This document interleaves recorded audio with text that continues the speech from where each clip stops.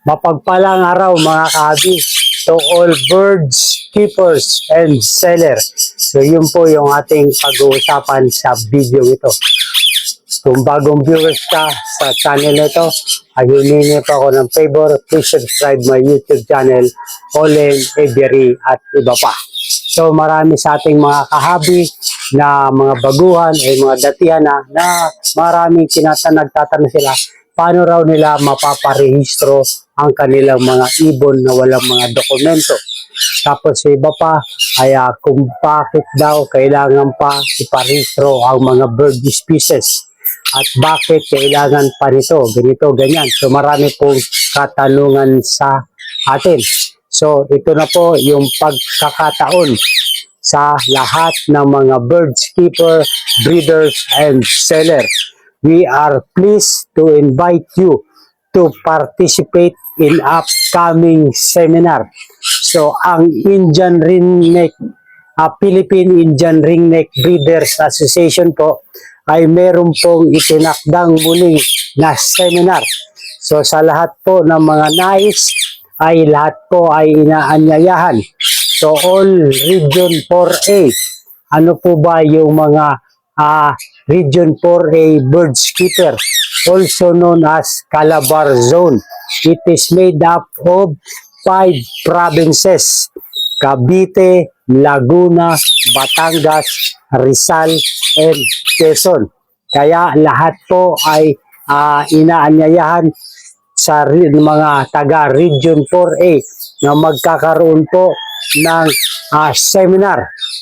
So maganda po itong pagkakataon nito dahil mayroon po tayong matututunan at higit sa lahat sa mga baguhan na gustong pasukin ang larangan ng pag-iibon. So, seminar objective: provide clear guidance to the rules and regulations governing the possession, breeding, transport, and sale of wild birds under the Republic number 9147 ng Department of Environment and Natural Resources. So, matutunan po natin mga guidelines, rules, mga regulasyon at mga pulisiya na para sa ating pag-aalaga, pagbibreed, pagpaparami at pagbabiyahe ng mga ibon at sa pagbebenta, kung ano po ang dapat nating hakbang upang hindi po tayo matawag na illegal trading o mga illegal na pagbebenta. Pangalawa pong seminar objective ay yung educate participant on the rights, privilege, and responsibilities of CWR holder, including lawful acquisition, breeding, and transfer of wildlife species. So para po tayo ay ma-educate, matutunan, magkaroon ng kaalaman sa ating partisipasyon sa mga ating karapatan, ating mga pribilehiyo, sa ating mga responsibilidad bilang isang CWR holder o yung tinatawag na Certificate of Wildlife Registration. Ano ba yung ating responsibilidad bilang isang certificate holder? Including yung lawful, yung mga pagsunod sa batas sa pagbili, acquisition, sa pagbibreed, at sa pagbabiyahe ng mga ibon para po tayo madagdagan ng kaalaman. Dahil naman alam natin na yung ating mga kahabi ay medyo hindi pa nalalaman ang ganitong mga talakayan regarding po sa buhay mag-ibon. Lalong-lalo na po yung RA 9147. So, yun po ang pag-aaralan natin sa seminar nito at ito ay mga objective, mga nais nating matutunan. Pangatlo po na seminar objectives: promote responsible and compliance wildlife trade practice through proper documentation, ethical breeding, and transparent transaction. So, para po ma-promote ang mga responsable na paggabay at sa mga buhay ilang sa pagbebenta at mapangalagaan natin ang mga tamang dokumentasyon sa mga ethical na pagbibreed sa tamang kapamaraanan at sa mga transparent na transaction, lalo na sa buyer at sa seller. At ito po ay napakaganda. So, bilang isang kaparte po ng Philippine Indian Breeder Association, ako po ay nagpapaanyaya sa lahat ng nais makipag-participate sa upcoming seminar. Ito po ay gaganapin on April 25, 2026. So, more than 1 month and 5 days. 9 a.m. to 3 p.m. po. Ang venue po to be announced. So, ito po ay tinalaga ng Breeder Philippine Indian Ringneck Association. Sila po yung nag-organize. Tayo po ay isa bahagi lamang po. Isa pong miyembro at tayo po ay nag-aanyaya sa lahat ng mga kahabi natin na gusto pang matuto sa larangan ng pag-iibon. Sa mga katanungan ninyo, ito na po yung magandang pagkakataon. Ang maganda pa rito mga kahabi, ang speaker natin o yung mga tagapagsalita natin sa seminar nito ay magmumula po sa Department of Environment and Natural Resources at sa Philippine National Police Maritime Group, PNP-MG. So, napakaganda po dahil sila po mismo ang mga otorisadong makakapagbigay sa atin ng kapaliwanagan regarding po sa ating tatalakayin sa seminar, sa gaganapin na seminar. So, napakagandang talakayan po ito, mga kahabi. So, lahat po ay ating inaanyayahan. Kahit hindi po taga 4A, taga Region 4A, ay kayo po ay inimbitahan kung willing po kayo dumalo ito sa seminar na ito. So dahil napakaganda po, dahil mismo sa mga kawani or mga authority ng DNR ang magsasalita para sa atin. At sa Maritime Police naman group, bakit mayroon Maritime Police? Dahil ipapaliwanag din nila yung kahalagahan ng tamang pagtitrade para hindi po tayo matawag na illegal trading, lalong-lalo na po sa online platform.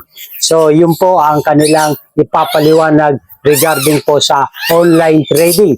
Kung ano po yung tamang kalakalan, tamang proseso, tamang dokumentasyon para legit ang ating mga gawain sa pagbebenta ng ganitong uri ng species.